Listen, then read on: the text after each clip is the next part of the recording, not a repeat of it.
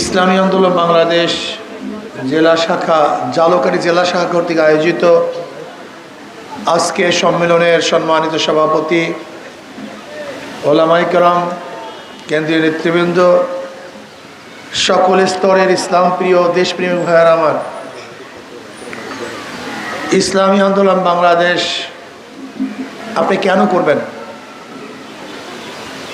ধর্ম দৃষ্টিকোণ থেকে এবং রাজনৈতিক দৃষ্টিকোণ থেকে আপনাদেরকে এই কথা আমি বলবো, ইসলামী আন্দোলনের বাহিরে একজন মুসলমান, ইসলামী সংগঠনের বাহিরে, ইসলামী আন্দোলনের বাহিরে, ইসলামের বাহিরে একজন মুসলমান কোনো সংগঠন করতেই পারে না। যেমন আমাদেরকে অনেকে বলে আপনি ইসলামপন্থী। কি পন্থী? তাহলে তাকে প্রশ্ন করা উচিত, আমি ইসলামপন্থী, আপনি কোন পন্থী? আপনার পরিচয় কি? আমি তো ইসলামপন্থী, আপনি বলছেন আমি ইসলামপন্থী, তাহলে আপনার তো নিশ্চয় একটা পরিচয় থাকবে। সেই পরিচয়টা কি? আপনি হিন্দুপন্থী, খ্রিস্টানপন্থী, ইহুদিপন্থী, নাস্তিকপন্থী, আমেরিকানপন্থী, না রাশিয়ানপন্থী, না ভারতপন্থী? প্রশ্ন আছে কি নেই? দেখবেন অনেক পাশ্চাত্য সংগঠনের কর্মীরা, নেতারা বলে আপনার ইসলামপন্থী। আমরা ইসলামপন্থী, আমাদের পরিচয় আমরা স্পষ্ট করছি, কিন্তু আপনার পরিচয় আপনার স্পষ্ট করতে হবে আপনি কোন পন্থী। মুনাফিকি পন্থীতে রাজনীতি করা যায় না। আপনি দাবি করবেন আমি মুসলমান,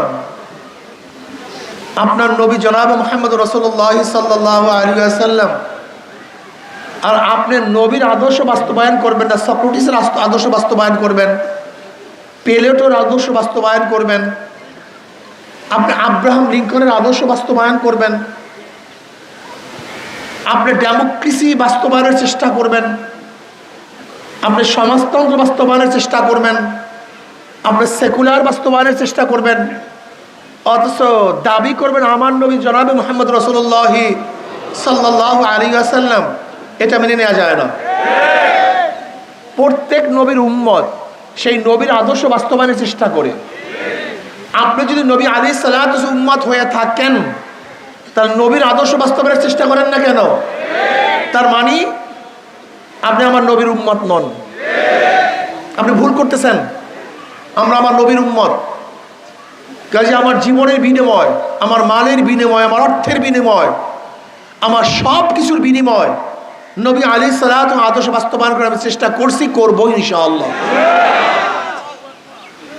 একজন ধর্মীয় ব্যক্তি ইসলামের বাহিরে ভোট দেওয়ার কোনো সুযোগই রাখে না, কারণ একজন ধার্মিক বিশ্বাস করে আমি যাহা কিছু করতেছি, যাহা কিছু বলতেছি, কিয়ামতের ময়দান ওজন করা হবে। ইমাম বুখারী রাহমাতুল্লাহ আলাইহি তার বুখারীর শেষ বাব ওয়ানাদাউল মাওয়াজিন আল কিসত লিয়াউমিল কিয়ামাহ ওয়া আন্না আমালা বানি আদম কাওলুহুম ইউজান, বনি আদমের বালেগ হওয়ার পর থেকে মৃত্যুর আগ পর্যন্ত যত কাজ করছে, যত কথা বলছে, প্রত্যেকটা কথা এবং কাজকে ওজন করা হবে। তার মানে আমি যাকে ভোট দিছি এই ভোটটাকে ওজন করা হবে। তার মানে আমার ভোটের মাধ্যমে যত ন্যায় হবে, ভালো কাজ হবে, সেই ভালো কাজের ওজন করা হবে। আর আমার ভোটের মাধ্যমে যত গুনাহ হবে, অত্যাচার হবে, অবিচার হবে, ধর্ষণ হবে, লুণ্ঠন হবে, সেইটাকে ওজন করা হবে। এর জন্য আমি বলি, কিয়ামতের ময়দানে অনেক মুসল্লি দেখবে আমলনামায় লক্ষ লক্ষ ব্যারেল মদের গুনাহ। সে বলবে আল্লাহ আমি কোনোদিন মদ পান করি না, তো মদের গুনাহ আসছে কোথার থেকে? আল্লাহ বলবেন আমি জানি তুই মদ পান করস নাই, কিন্তু যাদেরকে ভোট দিয়ে মদের আইন পাশ করার সুযোগ করছো, তোর ভোট ব্যতীত মদের আইন পাশ করতে পারতো না, কাজে আমলনামায় তোর সমস্ত গুনাহ লিখে দিয়েছে। অনেক মুসল্লি দেখবে লক্ষ লক্ষ জেনার গুনাহ।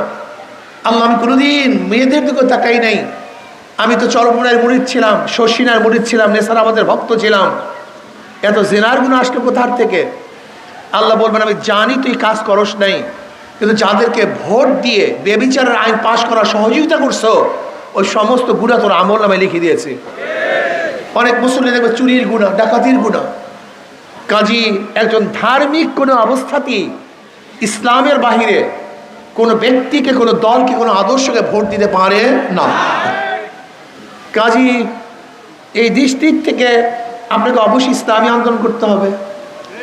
রাজনৈতিক দৃষ্টিকোণ, মানুষ শান্তি চায়, মুক্তি চায়, মানুষ স্বাধীনভাবে বসবাস করতে চায়, জান মালের নিরাপত্তা চায়, ইজ্জত আবরুর হেফাজত চায়। আর ইসলামের বাহিরে কোনো আদর্শ কাউকে মুক্তি দিতে পারে না, শান্তি দিতে পারে না। 5ই আগস্টের পরে বাংলাদেশের মন্দিরগুলি কারা পাহারা দিয়েছে বলেন তো? ইসলামী আন্দোলনের ওলামায়ে কেরাম, তোলাবায়ে ইলম। শুধু কি তাই, আমাদের কাছে বহুত হিন্দুরা মোবাইল করেছেন, হুজুর আমার ঘরের নিরাপত্তা। আমি বলছি কোনো টেনশন করবেন না, অপেক্ষা করুন, আমাদের লোকজন আপনাদেরকে পাহারা দিবে। আমাদের লোকজন সারা রাত্র হিন্দুদের বাড়িতে পাহারা দিয়েছে। তার মানে একজন মুসলমান হিন্দুর জন্য নিরাপদ, একজন মুসলমান খ্রিস্টানদের জন্য নিরাপদ, একজন মুসলমান শুধু মানুষের জন্য নিরাপদ না, একজন মুসলমান গোটা মাখলুকাতের জন্য নিরাপদ। ওমর ইবনে খাত্তাব রাদিয়াল্লাহু কি বলেছেন? আমার আমলে ফোরাতের কুলেও যদি কোনো কুকুর না খেয়ে মারা যায়, আমি ওমরকে জবাব দিতে হবে। কোথায় মদিনা আর কোথায় ফোরাত? ফোরাত হল ইরাকে, আর আমিরুল মুমিনিন ছিলেন মদিনায়। সেখান থেকে বলেছেন যদি আমার খেলাফতের আমলে ফোরাতের কুলেও কোনো কুকুর না খেয়ে মারা যায়, আমি ওমরকে আল্লাহর কাছে জবাব দিতে হবে। তার মানে একজন মুসলমান শুধু মানুষের জন্য নিরাপত্তা প্রদান করে না, একজন মুসলমান পশুর জন্য নিরাপত্তা প্রদান করে। একজন মুসলমান এই গাছের জন্য রহমত, মাছের জন্য রহমত, জানোয়ারের জন্য রহমত। ইসলাম যদি চলে আসে তাহলে ইজ্জত এবং আবরুর কিভাবে হেফাজত হবে? যদি আপনি মুসলমান কোনো হিন্দু মেয়েদের সাথে ইফতিজিং করেন, অবৈধ কাজ করেন, তাহলে আপনার কি বিচার হবে না? আপনি যদি হিন্দুর ঘরে চুরি করেন, আপনার কি বিচার হবে না? আপনি অবৈধভাবে কোনো হিন্দুকে হত্যা করলে আপনার কি বিচার হবে না? আপনি কি বলছেন, কি বুঝলেন? তার মানে ইসলামিক কান্ট্রিতে হিন্দু, বৌদ্ধ, খ্রিস্টান যত ধরনের মানুষ আছে, যত আদর্শের, যত ধর্মের মানুষ আছে, সমস্ত মানুষগুলি ইসলামের কাছে নিরাপদ। যদি ইসলাম ক্ষমতায় আসে, আমার মহিলারা নিরাপত্তা অর্জন করবে, ধর্ষিতা হবে না, ইফতিজিংয়ের শিকার হবে না, আমার মা বোনেরা উচ্চশিক্ষা শিক্ষিতা হয়ে যাবে। আমার মা বোনেরা আমাদের খাদিজা কুবরা রাদিয়াল্লাহু তাআলা আনহা, আম্মাজান খাদিজা কুবরা রাদিয়াল্লাহু তাআলা যেরকম ব্যবসা করেছেন, আমার মা বোনেরা ব্যবসা করে ধনী হয়ে যাবে। আম্মাজান আয়েশা সিদ্দিকা রাদিয়াল্লাহু আনহা যেরকম উচ্চ মুহাদ্দিসা ছিলেন, অনেক বড় মুহাদ্দিসা ছিলেন, অনেক বড় ফকিহ ছিলেন, অনেক বড় আলেমা ছিলেন, আমার মা বোন ইসলাম হুকুমাত হলে তারা বড় বড় জ্ঞানী হয়ে যাবে, শিক্ষিতা হয়ে যাবে। ইসলামী হুকুমাত যদি হয়, জেলে তাঁতি, মজদুর, কামার, ঋষি, চামার, মেতো, প্রত্যেকটা মানুষের অধিকারকে প্রতিষ্ঠিত করা হবে, শ্রমিকদের অধিকার প্রতিষ্ঠিত করা হবে, তাদের ন্যায্য অধিকার দেওয়া হবে, জান মাল ইজ্জতের আবরুর নিরাপত্তা দেওয়া হবে। কত মানুষ অশান্তিতে বসবাস করবে না, না খেয়ে থাকবে না, বস্ত্রহীন থাকবে না, ক্ষুধার্ত অবস্থায় কেউ থাকবে না, চিকিৎসাবিহীন কেউ ধুকে ধুকে ইনশাআল্লাহ মরবে না। খোলা আকাশের নিচে কোনো মানুষ আদম সন্তান ঘুমাবে না ইনশাআল্লাহ। ইসলামী হুকুমাত আসলে খুঁজে খুঁজে বের করা হবে কোন জায়গায় ক্ষুধার্ত মানুষগুলি আছে, খুঁজে খুঁজে বের করা হবে কোন জায়গায় বস্ত্রহীন মানুষগুলি আছে, খুঁজে খুঁজে বের করা হবে কোন জায়গায় ধুকে ধুকে মানুষ চিকিৎসার অভাবে মারা যাচ্ছে, খুঁজে খুঁজে বের করা হবে খোলা আকাশের নিচে আশরাফুল মাখলুকাত কোন জায়গায় শুয়ে আছে। ইসলামী হুকুমাত যদি চলে আসে, সুষম বন্টন করা হবে, অর্থনৈতিক ভারসাম্যতা রক্ষা করা হবে। কেউ 10 তলায়, কেউ নিচতলায় না, কারণ দস্তারখানে 1000 ধরনের খানা থাকবে, আর কার দস্তারখানে এক প্রকার খানা থাকবে না, এটা হবে না। অর্থনীতির ভারসাম্যতা রক্ষা করা হবে, খাদ্যের ভারসাম্যতা রক্ষা করা হবে, ভারসাম্যতা রক্ষা হবে ইজ্জাতের, ভারসাম্যতা রক্ষা করে প্রত্যেকটা মানুষের। ইসলাম যদি ক্ষমতা আসে, বর্তমানে যে কাজ হচ্ছে তার চেয়ে 70 গুণ কাজ একই বাজেটে বেড়ে যাবে। বলতে পারেন কিভাবে? আপনারা জানেন বিগত দিনে বাজেট হইতো 100 টাকা কাজ হতো, 70 টাকা কাজ হতো, 30 টাকা 70 টাকা চুরি হইতো। অবশ্য আগের মন্ত্রীর বক্তব্য অনুযায়ী তিনি বলেছেন 90 টাকায় চুরি। বাজেট করি 100 টাকা, গ্রামে পৌঁছে 10 টাকা, 90 টাকায় কি হয়ে যায়? আর ইসলামী হুকুমাত হলে ওই 100 টাকা বাজেট গ্রামে 100 টাকাই পুষবে, সেখানে 1 টাকাও ঘাটতি হবে না। তার মানে একই বাজেটে এখন যদি ব্রিজ হয় 30টা, ইসলাম হুকুমাত হলে একই বাজেটে ব্রিজ হবে 100টা। একই বাজেটে এখন যদি ক্ষুধার্ত মানুষ ক্ষুধা নিবারণ করে 30 জন, একই বাজেটে ইসলামী হুকুমাত হলে ক্ষুধা নিবারণ করবে 100 জন।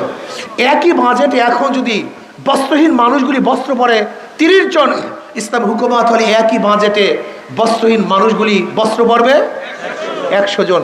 এখন যদি একই বাজেটে গরিব দুঃখী মেহনত মানুষের সন্তানগুলি পড়াশোনা করে 30 জন, একই বাজেটে ইসলামী হুকুমাত হলে একই বাজেটে গরিবদের সন্তানরা পড়াশোনা করবে 100 জন।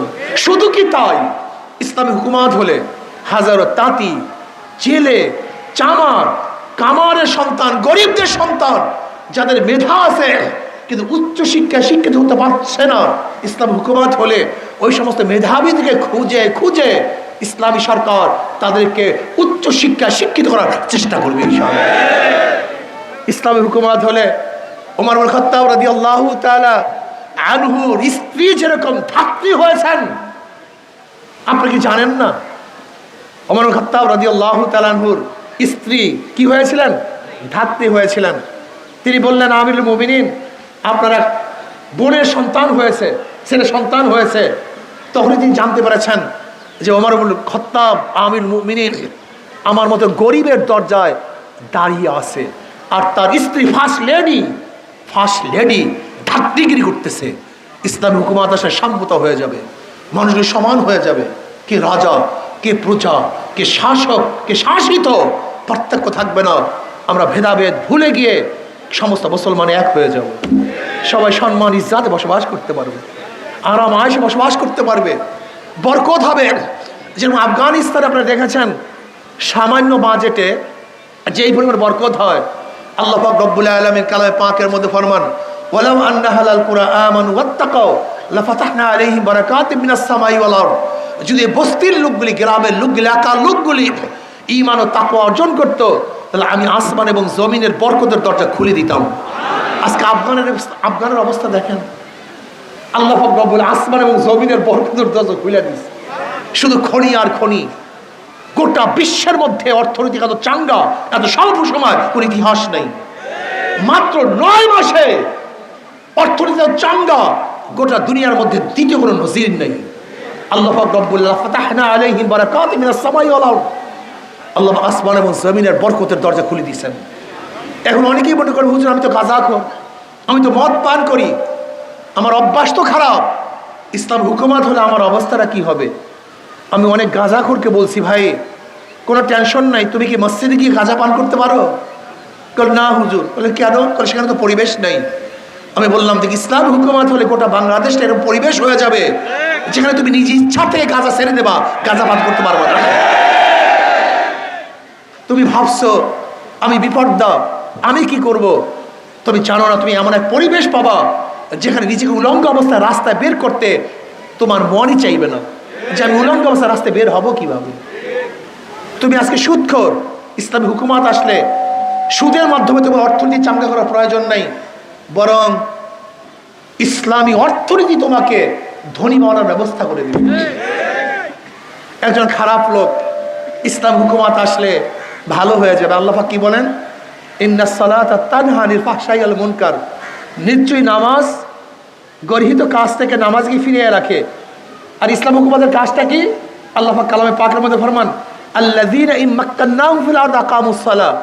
যদি ওদেরকে ক্ষমতা দেওয়া হয়, তারা প্রথম কি করবে? নামাজ কায়েম করবে। কি করবে? আর নামাজ যদি কায়েম করতে পারি তাহলে মানুষগুলি ভালো হয়ে যাবে, চুরি থাকবে না, ডাকাতি থাকবে না, জুলুম থাকবে না, অত্যাচার থাকবে না, অবিচার থাকবে না। এর জন্য আসুন আগামীতে আমরা শান্তির প্রতি হাত পাখান। যারা নৌকায় নির্বাচন করে তারা নৌকা চালাতে পারে না, যারা ধানের শীষে নির্বাচন করে তারা ধান কাটতে পারে না, যারা নাঙ্গল নির্বাচন করে নাঙ্গল বইতে পারে না, যারা কাস্তে কুঠার নিয়ে নির্বাচন করে তারা নিজের রাখবি ফাটতে পারে না, কিন্তু হাত পাখা এমন এক প্রতীক যে নির্বাচন করে সেও চালাতে পারে। যারা নির্বাচন করে তারাও চালাতে পারে, গরিবরাও চালাতে পারে, ধনীরাও চালাতে পারে, পুরুষরাও চালাতে পারে, মহিলারাও চালাতে পারে। মুসলমানদের প্রতি হাত পাখা, হিন্দুদের প্রতি হাত পাখা। কারেন্ট ফেল করবে কিন্তু হাত পাখা ফেল করবে না। সবাইকে শান্তি দেয়, ভেদাভেদ ব্যতি রেখে সবাইকে শান্তি দেয় এই হাত পাখা। সবাই কাছে থাকে হাত পাখা, সবাই বিছানায় থাকে হাত পাখা, সবার সঙ্গে থাকে হাত পাখা। শান্তির প্রতীক হাত পাখা। আমি বিশ্বাস করি পিআর সিস্টেমে নির্বাচন যদি হয়, মার্কায় নির্বাচন, সংখ্যানুপাতিক হারে নির্বাচন হবে। বিএনপি ঘোষণা দিয়েছে আমরা জাতীয় সরকার চাই, আর জাতীয় সরকারের জন্য সবচেয়ে ভালো সিস্টেম হলো পিআর সিস্টেমে নির্বাচন। পিআর সিস্টেমে নির্বাচন হলেই তো জাতীয় সরকার হবে। পিআর সিস্টেমে নির্বাচন হলে সমস্ত আদর্শের মানুষ সংসদে থাকবে, যারা 1% ভোট পাবে তাদের একজন প্রতিনিধি সংসদে থাকবে। সমস্যা কি? সমস্যা কি? তাহলে বাম ডান রাম সমস্ত আদর্শের মানুষ কোথায় থাকবে?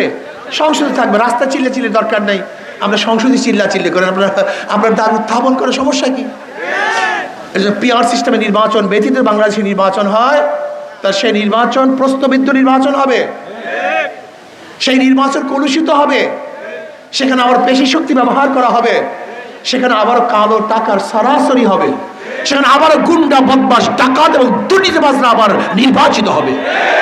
কিন্তু পিআর সিস্টেমে নির্বাচন হলে মানুষ মার্কায় ভোট দিবে, কোনো ব্যক্তিকে ভোট দিবে না। কাকে ভোট দিবে? যেই মার্কায় যেই সংখ্যায় ভোট পাবে সংখ্যানুপাতিক হারে প্রতিনিধি সংসদের মধ্যে থাকবে। আল্লাহ যদি কবুল করেন হাত পাখা মার্কা 30% ভোট পায়, তাহলে তাদের 90 জন সংসদ সদস্য কোথায় থাকবে? যদি 40% পায়, এত পার্সেন্ট তাদের প্রতিনিধি সংসদে থাকবে। আশা করি ইনশাআল্লাহ যদি পিআর সিস্টেমে নির্বাচন হয় তাহলে মানুষ ভোট প্রয়োগ করতে পারবে এবং কোনো ভোট মিস হবে না। যেখানে জাতীয় সরকার নির্বাচিত হবে, কালো টাকা এবং অপশক্তির ব্যবহার করা হবে না, এবং কোনো ফ্যাসিস্ট আর জন্মগ্রহণ করবে না।